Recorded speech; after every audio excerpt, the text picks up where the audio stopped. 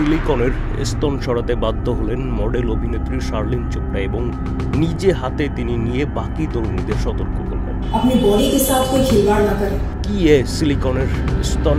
এটা এক ধরনের জেল যা সার্জারি করে মেয়েদের স্তনের টিস্যুর নিচে দিয়ে দেওয়া হয়, জাস্ট ব্রেস্টকে বড় ও আকর্ষণীয় দেখানোর জন্য।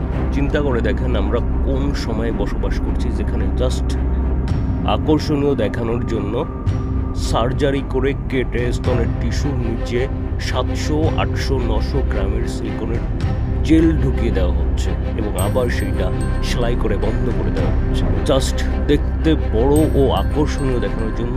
এই সেন্সিটিভ জায়গা ডিস্ট্রয় করা হচ্ছে। আর কিছু বিকৃত মস্তিষ্কের পুরুষদের আকর্ষণের কেন্দ্রবিন্দু তো ওইখানে। প্রথমে তো ডাক্তাররা বলে এটা ভালোই, কারণ প্রতিটি ইমপ্ল্যান্ট করতে হাতিয়ে নেওয়া হয় লক্ষ লক্ষ টাকা, কিন্তু পরবর্তীতে টের পায় ভুক্তভোগী। কিন্তু কি আর করার, বের করতেও তো সেই ডাক্তারদেরই লাভ, যার হাজার হাজার ভুক্তভোগীর ভিতর একজন শার্লিন। বুকে পিঠে ব্যথা দিয়ে শুরু, যাচ্ছিলেন বড় রোগের ঝুঁকিতে। অবশেষে আবারও সার্জারি করে বের করে হাতে নিয়ে করলেন বাকি নারী জাতিদের সতর্ক। বললেন নিজেকে এবার খুব হালকা